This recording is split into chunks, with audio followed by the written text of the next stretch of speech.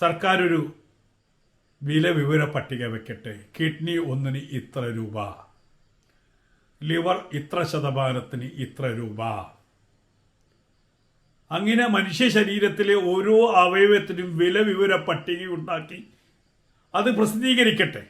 ഒന്നുകിൽ വിൽക്കുന്നവന് ശരിയായ വിലയെങ്കിലും കിട്ടുമല്ലോ, അതങ്ങോട്ട് പോയാലും വേണ്ടിയില്ല, തൻ്റെ മക്കൾ ജീവിച്ചിരിക്കുമല്ലോ, തൻ്റെ കുടുംബം ജീവിച്ചിരിക്കുമല്ലോ എന്ന വ്യതയോടെ കിഡ്നി എങ്കിൽ കിഡ്നി, ലിവർ എങ്കിൽ ലിവർ ഞാൻ തന്നുകൊള്ളാം എന്ന് പറയുന്ന ഒരു സമൂഹം.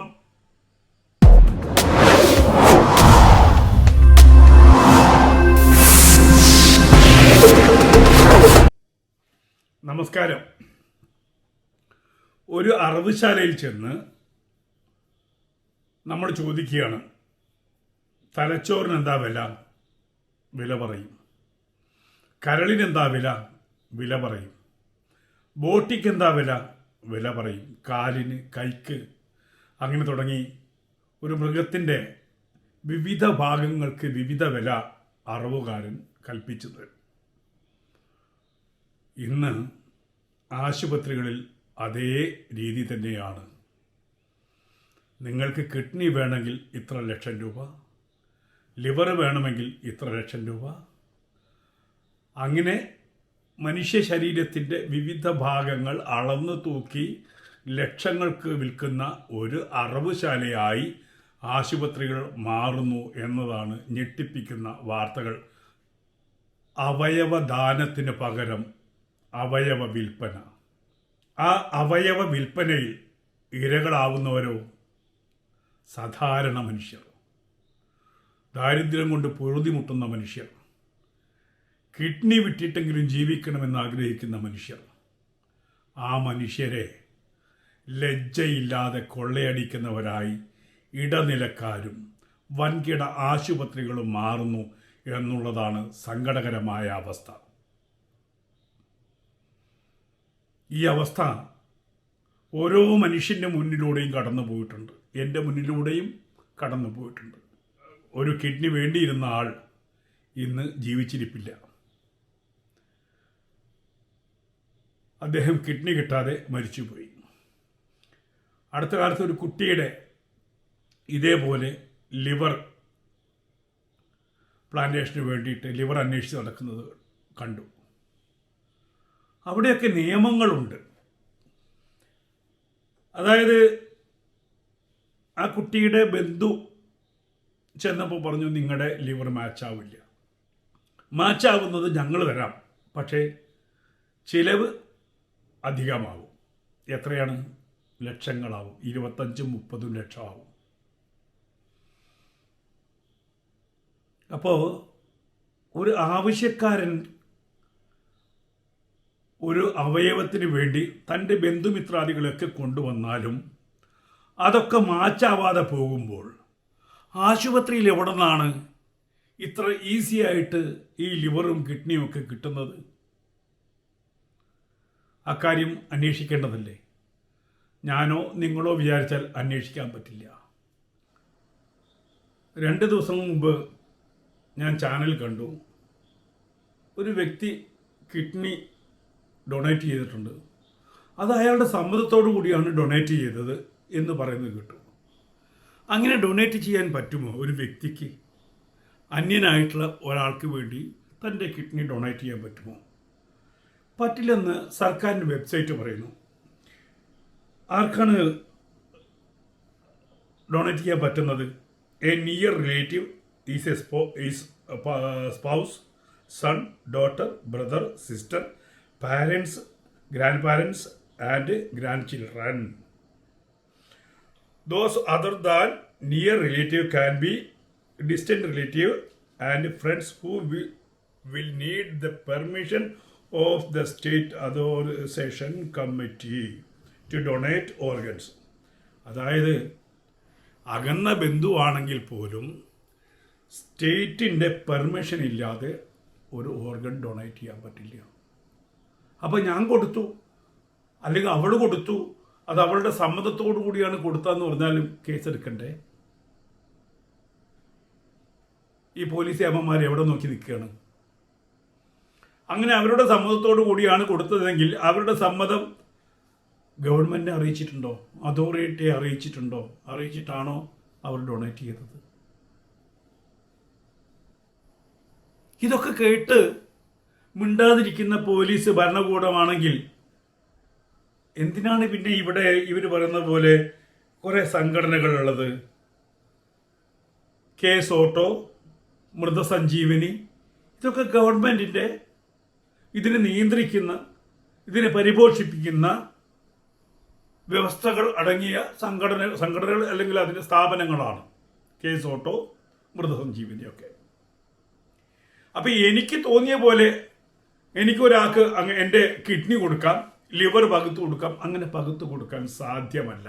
അങ്ങനെ ഒരാൾ പറയാണ് എൻ്റെ സമ്മതത്തോടു കൂടിയാണ് ഞാൻ കൊടുത്തതെന്ന് പറഞ്ഞാലും അയാൾ കുറ്റവാളിയാണ്. കാരണം സർക്കാരിൻ്റെ സമ്മതം അവിടെ ലഭിച്ചിട്ടില്ല. അങ്ങനെ ഒരു മൊഴി ഉണ്ടെങ്കിൽ തന്നെയും സുമോ വോട്ടോ കേസെടുക്കാം, പോലീസിന് കേസെടുക്കാം, അന്വേഷിക്കാം. പക്ഷെ ഇത് അന്വേഷിക്കാൻ പറ്റില്ല. എന്തുകൊണ്ട്? ഇതിൻ്റെ പ്രതിഭാഗത്ത് വരുന്നവര് ശതകോടീശ്വരന്മാരാണ്, സർക്കാരിന് നല്ല പിടുത്തമുള്ളവരാണ്. അതുകൊണ്ട് തന്നെ അന്വേഷിക്കാൻ പറ്റില്ല. നമുക്കറിയാം, കൊച്ചിയിലുള്ള ഒരു ഹോസ്പിറ്റലിനെ കുറിച്ച് ഇന്ന് തുടങ്ങിയതല്ല, വളരെ കാലമായിട്ട് കേൾക്കുന്നുണ്ട് നമ്മൾ. അവയവ മാറ്റ പ്രക്രിയ നടക്കുന്നു, കച്ചവടം നടക്കുന്നു. എന്തെങ്കിലും അന്വേഷണം നടന്നിട്ടുണ്ടോ? നടക്കില്ല. കാരണം എന്താ? അവർക്ക് പിടിയുണ്ട് സർക്കാരിൽ. അവർ പിണങ്ങിയാൽ സർക്കാരിന് ക്ഷീണം സംഭവിക്കും, ഇവിടുത്തെ രാഷ്ട്രീയക്കാർക്ക് ക്ഷീണം സംഭവിക്കും. ഒരുത്തൻ്റെ കിഡ്നി പോയാൽ അവർക്കെന്ത്? അത് വിറ്റ് കാശാക്കിയാൽ അവർക്കെന്ത്? ഒരു പ്രശ്നവുമില്ല. അവരവരുടെ കിഡ്നിയും അവരവരുടെ ലിവറും അവരവരുടെ സമ്പത്തും സംരക്ഷിക്കാൻ വേണ്ടി ഇരിക്കുന്ന ആളുകളാണ്.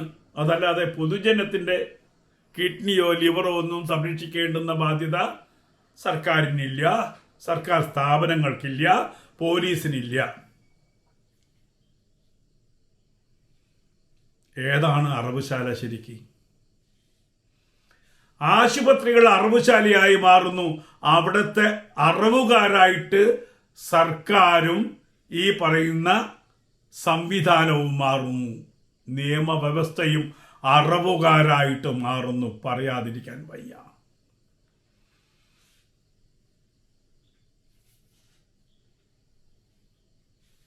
കാശില്ലാത്തത് കൊണ്ട് ഒരുപാട് പേര് മരിച്ചുപോയി, അവയവം കിട്ടാത്തത്.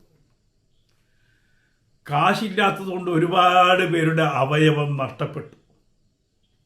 സങ്കടകരമാണ്.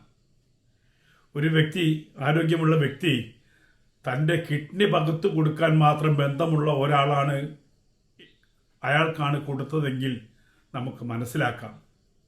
ഇത് ഒരു ബന്ധവുമില്ലാതെ, അവർക്കറിയാതെ, പണത്തിനു വേണ്ടി, ജീവിത പ്രാരാബ്ദങ്ങളിൽ നിന്ന് രക്ഷപ്പെടാൻ വേണ്ടി 10-12 ലക്ഷം രൂപ വാങ്ങി ഇടനിലക്കാരൻ അവർക്ക് 3 ലക്ഷം രൂപ, 2.5 ലക്ഷം രൂപ കൊടുത്ത് അങ്ങനെയുള്ള സ്ത്രീകളെ ബലാത്സംഗം ചെയ്ത് വീഡിയോ ഷൂട്ട് ചെയ്തു എന്ന് പോലും കേൾക്കുമ്പോ തല കുനിച്ച് നിൽക്കാതെ വയ്യ.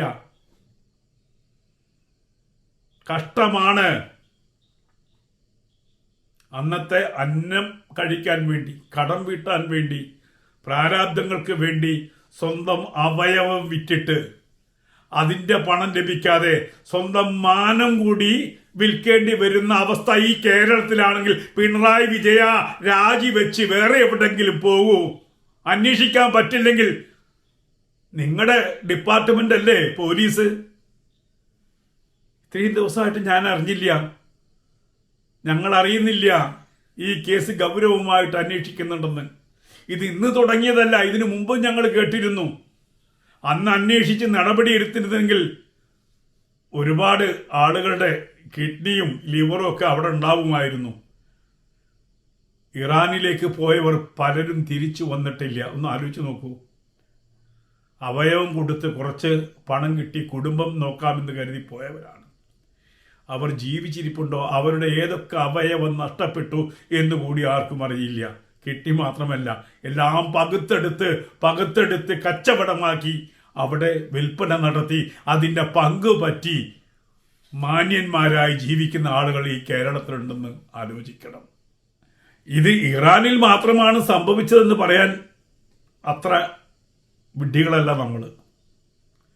ഇത് പലയിടത്തും സംഭവിച്ചിട്ടുണ്ടാവാം, പല രാജ്യങ്ങളിലും വിറ്റിട്ടുണ്ടാവാം. അതൊക്കെ ഇനി പുകമറ നീക്കി പുറത്തേക്ക് വരണം. പോയവൻ മിണ്ടാതെ ഇരിക്കുന്നു. ഞാൻ എന്തിനി ബലിയാടാവണം, എൻ്റെത് പോയത് പോയി, പണമോ കിട്ടിയില്ല, ഇനി അപമാനിതനാവണോ എന്ന് കരുതി മിണ്ടാതിരിക്കുന്നു. അതല്ലെങ്കിൽ ഈ എതിരാളികളുടെ ബലമറിയുന്നത് കൊണ്ട് മിണ്ടാതിരിക്കുന്നു. കേരളം നമ്പർ 1 എന്ന് നമ്മൾ ഉറക്കെ പറയാറുണ്ട്. പക്ഷേ ഈ ആരോഗ്യരംഗത്ത്, ആശുപത്രി രംഗത്ത് കേരളം എവിടെയാണ് എന്ന് പറയാതെ വയ്യ. നമ്മുടെ മെഡിക്കൽ കോളേജുകളിൽ ഇതൊന്നും നടക്കുന്നില്ല. നമുക്ക് അവിടെ സംവിധാനമില്ല. ഈ സംവിധാനമുള്ളത് എവിടെയാണ്? ഇവിടുത്തെ ഒന്നാംകിട ഹോസ്പിറ്റലുകൾ. നമ്മളൊരു സിനിമയിൽ കണ്ടു. ആദ്യം നമ്മൾ സിനിമയിലാണ് കണ്ടത്, മരിക്കാതെ കൊന്നിട്ട് അവയവമെടുത്ത കഥ. പിന്നീട് നമ്മൾ അറിഞ്ഞു അത് സംഭവിച്ചതാണെന്ന് നമ്മൾ അറിഞ്ഞു, ഇല്ലേ? എവിടെയെങ്കിലും അന്വേഷണം എത്തിയോ? എവിടെയും എത്തിയിട്ടില്ല. എവിടെയും എത്താതെ പോകുന്നു. ആരും ശിക്ഷിക്കപ്പെടാതെ പോകുന്നു. അവിടെയാണ് ദുരന്തം. ഇതിനെന്ത് മാറ്റമുണ്ടാവും? ഈ സംവിധാനത്തിന് മാറ്റം ഉണ്ടാവണ്ടേ? നേരാണ്, ഒരു ആക്സിഡന്റിലോ മറ്റോ മസ്തിഷ്ക മരണം സംഭവിച്ചു കഴിഞ്ഞാൽ അവയവങ്ങൾ കൊടുക്കുക തന്നെ വേണം, ദാനം ചെയ്യുക തന്നെ വേണം. അത് അർഹതപ്പെട്ടവർക്ക് കിട്ടുകയും വേണം. അതിനാണല്ലോ മൃതസഞ്ജീവനിയൊക്കെ. അത്തരത്തിൽ എത്ര കിട്ടുന്നുണ്ട്? എന്നാൽ ഈ സർക്കാർ അറിയാതെ ആശുപത്രിയിൽ എത്രമാത്രം കിഡ്നി ട്രാൻസ്പ്ലാന്റേഷൻ നടക്കുന്നുണ്ട്, ലിവർ ട്രാൻസ്പ്ലാന്റേഷൻ നടക്കുന്നുണ്ട്, ഇതിൻ്റെ കണക്ക് സർക്കാരിൻ്റെ കയ്യിലുണ്ടോ? ഒരു കണക്കും കാണില്ല. കാരണം ഇത് വലിയ മാഫിയയാണല്ലോ. പണ്ടൊക്കെ ആതുര സേവനം എന്ന് പറഞ്ഞാൽ ഡോക്ടർമാർ അത് സേവനമായി കണക്കാക്കുന്നു. ഇന്ന് അങ്ങനെയല്ല. ഇന്ന് ഒരു ആശുപത്രിയിൽ ഡോക്ടർക്ക് കിട്ടുന്ന ശമ്പളം എത്ര സർജറി നടത്തി എന്നുള്ളതാണ്. എന്തിനു വന്നാലും ശരി, ഒരു സ്കാനിങ്, ഒരു സർജറി, ഇത്രയൊക്കെ നടത്തിയാലേ ആ ആശുപത്രിയിൽ ഡോക്ടർക്ക് പിടിച്ചു നിൽക്കാൻ പറ്റുകയുള്ളൂ. അത്തരത്തിലുള്ള കൊള്ളസങ്കേതമായി ആശുപത്രികൾ മാറിയിട്ടുണ്ട്, പ്രൈവറ്റ് ആശുപത്രികൾ മാറിയിട്ടുണ്ട്. നമുക്ക് അനുഭവം ഉള്ളതുകൊണ്ട് തന്നെയാണ് പറയുന്നത്. ഞാൻ നേരത്തെ പറഞ്ഞില്ലേ, ഒരു സുഹൃത്ത്, അദ്ദേഹത്തിന് കിഡ്നി വേണമെങ്കിൽ കിഡ്നി റെഡി, നാളെ വേണമെങ്കിൽ നാളെ തരാം. പക്ഷേ 24 ലക്ഷം രൂപയാണ് കോഴിക്കോടത്തെ ഒരു ആശുപത്രി ചോദിച്ചത്. റെഡിയാണ്, കിഡ്നി വേണമെങ്കിൽ നാളെ റെഡിയാണ്. അങ്ങനെ ഇത് അടുക്കി വെച്ചിരിക്കുന്നതാണോ ഈ കിഡ്നി? അപ്പോൾ ഇതിൻ്റെ സോഴ്സ് എവിടെയാണ്? ആ സോഴ്സ് നിങ്ങൾ അറിയേണ്ട കാര്യമില്ല. നിങ്ങളുടെ കയ്യിൽ പണമുണ്ടോ, കിഡ്നി ഞങ്ങൾ തന്നിരിക്കും. ആ റാക്കറ്റാണ് ഇപ്പോൾ പൊന്തി വന്നത്. ആശുപത്രിക്ക് വേണ്ടി ആശുപത്രി ജീവനക്കാരിയുടെ കിഡ്നി പോലും മോഷ്ടിക്കുന്ന, അവരെ ഉപയോഗിക്കുന്നവരായിട്ട് മാറിയിട്ടുണ്ട് ആശുപത്രികൾ. എന്നിട്ടോ അവരുടെ ആവശ്യം കഴിഞ്ഞാൽ പുല്ലുപോലെ അവരെ വലിച്ചെറിയുകയും ചെയ്യുന്ന അവസ്ഥ. ഈ അവസ്ഥയ്ക്ക് മാറ്റമുണ്ടാവണ്ടേ? ആര് മാറ്റമുണ്ടാക്കും? അവിടെയാണ് ഇത് ചർച്ച ചെയ്യപ്പെടേണ്ടതായിട്ട് വരുന്നത്. ഈ വാർത്ത കേൾക്കുമ്പോൾ വല്ലാത്ത ദുഃഖം തോന്നി. കാരണം ഇപ്പോഴും എൻ്റെ മുമ്പിൽ വലിയ പണം ആവശ്യമുള്ള ഒരു രോഗി, ഒരു കുട്ടിയാണ്. അതും അവരിങ്ങനെ അലഞ്ഞു തിരിയുന്നുണ്ട് പണത്തിന് വേണ്ടിയിട്ട്. അതും 45 ലക്ഷത്തോളം രൂപ വേണം ആശുപത്രി ചെലവിന്. ഇപ്പം എനിക്കാണെങ്കിൽ ഞാൻ പറഞ്ഞേനെ, എനിക്ക് ആ ജീവൻ വേണ്ട, എൻ്റെ കുടുംബം ഇല്ലാതായിട്ട് ഒരു ജീവൻ നിലനിർത്തണം എന്ന് ആഗ്രഹമില്ല, ഞാൻ സന്തോഷമായിട്ട് മരിച്ചു കൊള്ളാം, എൻ്റെ കുടുംബം ജീവിക്കുമല്ലോ എന്ന് എനിക്ക് വേണമെങ്കിൽ പറയാം. പക്ഷെ ഓരോ വ്യക്തിക്കും അവരുടെ കുഞ്ഞ് പ്രിയപ്പെട്ടതാണ്. അവർക്ക് അങ്ങനെ പറയാൻ തോന്നില്ല. അവസാന നിമിഷം വരെ വീടിൻ്റെ തായ്വേരടക്കം മാന്തി പണയം വെച്ച് വിറ്റ് തൻ്റെ കുഞ്ഞിനെ രക്ഷപ്പെടുത്താനുള്ള ശ്രമം അവർ നടത്തിക്കൊണ്ടേയിരിക്കും. അത് ആശുപത്രിക്കാർക്കറിയാം. അവർ കഴുകനെ പോലെ കാത്തിരിക്കും. എവിടെന്നെങ്കിലും എരന്നിട്ടാണെങ്കിലും തുരന്നിട്ടാണെങ്കിലും തൻ്റെ കുഞ്ഞിന് വേണ്ടി അവർ പണം കൊണ്ടുവരുമെന്ന് അറിയുന്ന ആശുപത്രിയിലെ ഈ കഴുകന്മാർ അവരെ വട്ടമിട്ട് പറക്കും ഈ ലക്ഷങ്ങൾ സമ്പാദിക്കാൻ വേണ്ടി. ഇനി അതിന് കഴിഞ്ഞില്ലെങ്കിലോ അവിടെ വെച്ച് മരണപ്പെട്ടാൽ ആരും അറിയാതെ അവരുടെ അവയവം പോലും വിറ്റ് കച്ചവടമാക്കും ഈ കശ്മലന്മാർ. ഇതൊരു വ്യവസായമായി കഴിഞ്ഞു. ആതുര സേവനം എന്നത് ഇന്ന് സേവനമല്ല, അതൊരു വ്യവസായമാണ്. ഹോട്ടൽ വ്യവസായം പോലെ ഹോസ്പിറ്റൽ വ്യവസായം. ആ വ്യവസായം ഇന്ന് കേരളത്തിൽ തഴച്ച് വളരുകയാണ് എല്ലാ അർത്ഥത്തിലും. ഇതേപോലെ ട്രാൻസ്പ്ലാന്റേഷൻ, കുട്ടികളെ ഉണ്ടാക്കൽ, കുട്ടികളെ സൃഷ്ടിക്കൽ എന്ന് തുടങ്ങി വിവിധ മേഖലകളിൽ സ്പെഷ്യലൈസ് ചെയ്ത് ജനങ്ങളെ എപ്രകാരം കൊള്ളയടിക്കാമെന്ന് പദ്ധതികൾ തയ്യാറാക്കി മുന്നോട്ട് പോകുന്ന വ്യവസായ കശാപ്പ് ശാലകളായി ആശുപത്രികൾ മാറുന്നുണ്ട്. പേരെടുത്ത് പറയാൻ അറിയാഞ്ഞിട്ടല്ല, പക്ഷേ പേരെടുത്ത് പറഞ്ഞാൽ നാളെ അവരെ അറസ്റ്റ് ചെയ്യേണ്ടുന്ന, അന്വേഷിക്കേണ്ടുന്ന പോലീസ് എൻ്റെ വീട്ടുപടിക്കലെത്തും, എന്നെ പൊക്കിക്കൊണ്ടുപോകും, വകുപ്പ് ചാർത്തിത്തരും. ഒരിക്കലും പുറത്തിറങ്ങാൻ പറ്റാത്ത വകുപ്പ് ചാർത്തി തന്ന് എന്നെ അകത്തിടും. മിണ്ടിപ്പോകരുത്. കാരണം അവർ ബലവാന്മാരാണ്, ബലമുള്ളവരാണ്. അവരുടെ കൂടെ ഈ സർക്കാർ വേണമെങ്കിൽ കുനിഞ്ഞു നിൽക്കും, ചെരുപ്പ് തുടച്ചു കൊടുക്കും. അത്ര കണ്ട് സമ്പന്നരാണ് ഇവിടുത്തെ മൾട്ടി സ്പെഷ്യാലിറ്റി ഹോസ്പിറ്റലുകൾ. അതങ്ങനെ വളർന്നുകൊണ്ടിരിക്കുകയാണ്. ഓരോ നഗരത്തിൻ്റെ നടുവിൽ ചെറുതായി തുടങ്ങി ഇത്തിക്കണ്ണി പോലെ ചുറ്റുഭാഗത്തേക്കും പടർന്ന് പന്തലിച്ചു കൊണ്ടിരിക്കുന്ന വൻ വ്യവസായമായി ഹോസ്പിറ്റലുകൾ മാറുന്നു. പുതിയ നൂതനമായിട്ടുള്ള സാങ്കേതിക വിദ്യ എന്ന് പറഞ്ഞുകൊണ്ട് ഒരു ഒരു ജലദോഷപ്പനി വന്നാൽ പോലും ഉടനെ സ്കാൻ ചെയ്ത് കൊണ്ടുപോകുന്ന, കൊള്ളയടിക്കുന്ന വ്യവസായശാലകൾ, അറവുശാലകളായി നമ്മുടെ ആശുപത്രികൾ മാറും. അവിടെ ഇടക്കും തലയ്ക്കും ഇങ്ങനെ പൊന്തി വരുന്ന ചില അപശബ്ദങ്ങളായിട്ട് ഈ അടിയാളൻ്റെ രോദനം ഉയർന്നു വരുന്നു. ആ രോദനം ഉയർന്നു വരുന്നതിന് മുന്നേ അവരുടെ അണ്ണാക്കിലേക്ക് പഞ്ഞി കുത്തി കയറ്റി മിണ്ടിപ്പോകരുത് എന്ന് ഈ പറയുന്ന ഘാതകന്മാർ അവർക്ക് വേണ്ടുന്ന ആൾക്കാരെ ഇറക്കി ശബ്ദമില്ലാതെ ശബ്ദമൊതുക്കി അവരെ ഒരു മൂലയ്ക്കിലേക്ക് ഒതുക്കും എന്നുള്ളതാണ് പരമമായ സത്യം. വല്ലപ്പോഴും ഉയരുന്ന ഒരു നിലവിളിയായി, ഒരു രോദനമായി ഈ അവയവദാതാക്കൾ മാറുന്നു. അവരുടെ പ്രാരാബ്ധങ്ങൾ അവരോടൊപ്പം തന്നെ സഞ്ചരിക്കുന്നു.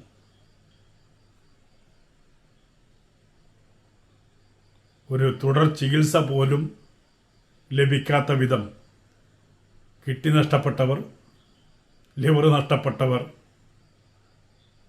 പല മാളങ്ങളിൽ ഒതുങ്ങിക്കഴിയുന്നു.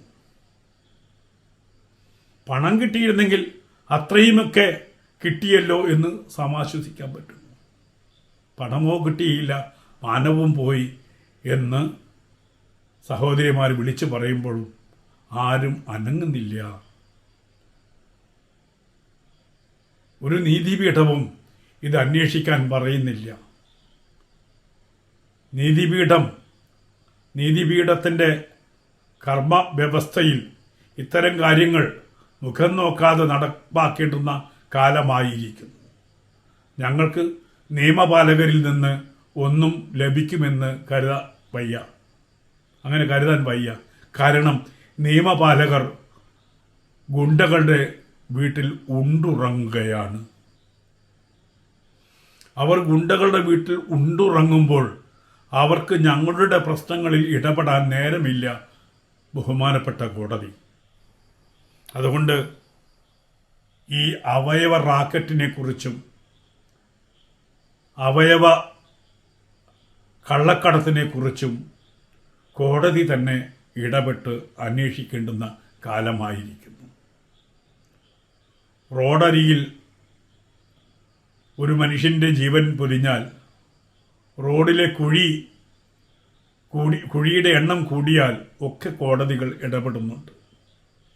അതേപോലെ തന്നെ മനുഷ്യൻ്റെ അവയവങ്ങളെ വിറ്റ് പണമാക്കുന്ന ആളുകൾക്കെതിരെ കോടതി തന്നെ മുന്നിട്ടിറങ്ങി അന്വേഷണം നടത്തേണ്ടതാണ്. സർക്കാർ അന്വേഷിക്കില്ല. കാരണം സർക്കാരിന് അതിലൊന്നും വലിയ താല്പര്യമില്ല. സർക്കാർ ഡ്രൈ ഡേ എങ്ങനെ മാറ്റാം, എങ്ങനെ മുഴുവൻ ജനങ്ങളെയും കുടിപ്പിക്കാം, എത്ര സമയം കുടിപ്പിക്കാം എന്നൊക്കെ ഉള്ള ചിന്തയിലാണ്. MLA-മാരുടെ ശമ്പളം എങ്ങനെ വർദ്ധിപ്പിക്കാം, മന്ത്രിമാരുടെ ശമ്പളം എങ്ങനെ വർദ്ധിപ്പിക്കാം, അവരുടെ PA-മാരുടെ ശമ്പളം എങ്ങനെ വർദ്ധിപ്പിക്കാം, 2 കൊല്ലം കൂടുമ്പോൾ PA-മാരെ മാറ്റി എങ്ങനെ അവരുടെ ബന്ധുമിത്രാദികളെയും മറ്റും സംരക്ഷിക്കാം എന്നുള്ള ഗവേഷണത്തിലാണ് ഞങ്ങളുടെ ഭരണകർത്താക്കൾ. കോടതി മനസ്സിലാക്കണം, ഗുണ്ടകൾ നിയമപാലകരെ ഊട്ടി ഉറക്കി അമ്മിഞ്ഞ കൊടുത്തുറക്കുന്നു. ഭരണകൂടം അവരുടെ ബന്ധുമിത്രാദികളെ സംരക്ഷിക്കാൻ വേണ്ടിയുള്ള നെട്ടോട്ടത്തിലാണ്. പ്രത്യേകിച്ചും അവർ വർഷത്തിൽ കൂടുതൽ സമയവും ലോകം കണ്ട് രസിക്കുകയാണ്. ഇവിടെ ഇതൊക്കെ നടക്കുമ്പോഴും അവർ കൂടുതൽ സമയവും ലോകം കണ്ട് രമിക്കുകയാണ്. ഇനി ഒന്നുകിൽ ലൈസൻസ് ടു കിൽ അല്ലെങ്കിൽ ലൈസൻസ് ടു സെൽ എന്നുള്ള ഒരു വ്യവസ്ഥ ഉണ്ടാക്കണം. സർക്കാർ ഒരു വിവര പട്ടിക വെക്കട്ടെ. കിഡ്നി ഒന്നിന് ഇത്ര രൂപ, ലിവർ ഇത്ര ശതമാനത്തിന് ഇത്ര രൂപ. അങ്ങനെ മനുഷ്യ ശരീരത്തിലെ ഓരോ അവയവത്തിനും വിവര പട്ടിക ഉണ്ടാക്കി അത് പ്രസിദ്ധീകരിക്കട്ടെ. ഒന്നുകിൽ വിൽക്കുന്നവന് ശരിയായ വിലയെങ്കിലും കിട്ടുമല്ലോ. അങ്ങനെ ശരിയായ വില കിട്ടാനെങ്കിലും ഒരു വിവര പട്ടിക തയ്യാറാക്കി പൊതുസമക്ഷം പ്രസിദ്ധീകരിക്കേണ്ടതാണ്. കണ്ണിനിത്ര, കാതിനിത്ര, കരളിനിത്ര, കിഡ്നിക്കിത്ര, കൈക്കും കാലിനും ഇത്ര, പരസ്യമായി അതിൻ്റെ വില, ടാക്സ് GST വേണമെങ്കിൽ എടുത്തോളൂ, കുഴപ്പമില്ല. GST എടുത്താലും ബാക്കിയെങ്കിലും കിട്ടുമല്ലോ ദാതാവിന്. ദാതാവിന് ഉറപ്പിക്കാലോ തൻ്റെ കിഡ്നി പോയാൽ ഇത്ര കിട്ടുമെന്ന്. വേണമെങ്കിൽ സെസ്സും ഏർപ്പെടുത്തിക്കോളൂ. സർക്കാരിന് ഇപ്പം അങ്ങനെയാണല്ലോ, പെട്രോളിന് സെസ്, എന്തിനും സെസ്. അങ്ങനെ കിഡ്നിക്കും സെസ് ഏർപ്പെടുത്തിക്കോളൂ. എന്നാലും നഷ്ടം വരില്ലെന്നേ. 10-15 ലക്ഷം രൂപയ്ക്ക് ഒരു കിഡ്നി വിറ്റാൽ അതിൻ്റെ GSTയും സെസ്സും ഒക്കെ എടുത്തോളൂ. ബാക്കി വിൽപ്പനക്കാരന് അവനിനി വേറെ രീതിയിലൊന്നും രക്ഷപ്പെടാൻ ഒരു മാർഗവും ഇല്ല. അധ്വാനിക്കുന്ന തൊഴിലാളി വർഗത്തിന് വേറെ രീതിയിൽ ഇനി വിൽക്കാൻ അവൻ്റെ കയ്യിൽ കിഡ്നി മാത്രമേ ഉള്ളൂ, ലിവർ മാത്രമേ ഉള്ളൂ എന്ന് സർക്കാർ മനസ്സിലാക്കണം. സ്വാതന്ത്ര്യം കിട്ടിയിട്ട് ഇത്രയും കാലമായിട്ട് നമ്മൾ ഭരിച്ച് കേരളം നമ്പർ വൺ എന്ന് പറഞ്ഞിട്ട് ഇന്ന് സാധാരണക്കാരൻ്റെ കയ്യിൽ പണയം വയ്ക്കാനും വിൽക്കാനും ഉള്ളത് അവൻ്റെ അവയവം മാത്രമാണെന്ന് സർക്കാർ മനസ്സിലാക്കണം. അതിനെങ്കിലും കൃത്യമായിട്ട് വില കിട്ടാനുള്ള അവസരമുണ്ടാക്കണമെന്നാണ് ഞാൻ പറയുന്നത്. അവൻ്റെ അവയവത്തിനെങ്കിലും കൃത്യമായിട്ട് വില നിശ്ചയിച്ച് കൊടുക്കാനുള്ള വ്യവസ്ഥ, അത് മതി. വേറെ ഒരു വ്യവസ്ഥയും വേണ്ട. കാരണം പണക്കാരന് കിഡ്നി വേണം, പണക്കാരന് ലിവർ വേണം, അവനത് മാറ്റിവെക്കാനും ജീവിക്കാനുമുള്ള ത്രാണിയുണ്ട്. ഇപ്പുറത്ത് അതങ്ങോട്ട് പോയാലും വേണ്ടിയില്ല, തൻ്റെ മക്കൾ ജീവിച്ചിരിക്കുമല്ലോ, തൻ്റെ കുടുംബം ജീവിച്ചിരിക്കുമല്ലോ എന്ന വ്യഥയോടെ കിഡ്നിയെങ്കിൽ കിഡ്നി, ലിവറെങ്കിൽ ലിവർ ഞാൻ തന്നുകൊള്ളാം എന്ന് പറയുന്ന ഒരു സമൂഹം. ആ സമൂഹം അറിയിക്കുന്ന രീതിയിൽ പരിരക്ഷിച്ചുകൊണ്ട് മുന്നോട്ട് പോകണം. എത്രയും പെട്ടെന്ന് അടുത്ത നിയമസഭാ സമ്മേളനത്തിൽ തന്നെ ഈ മാംസക്കടയിലെ വില പട്ടി പോലെ ബ്രോയിലർ ഇത്ര, നാടൻ ഇത്ര, ലഗോൺ ഇത്ര എന്ന് പറയുന്നത് പോലെ മനുഷ്യൻ്റെയും വില പട്ടിക തയ്യാറാക്കി പുറത്തു വിടണമെന്ന് താഴ്മയായി അപേക്ഷിച്ചുകൊണ്ട് നിർത്തുന്നു. നന്ദി, നമസ്കാരം.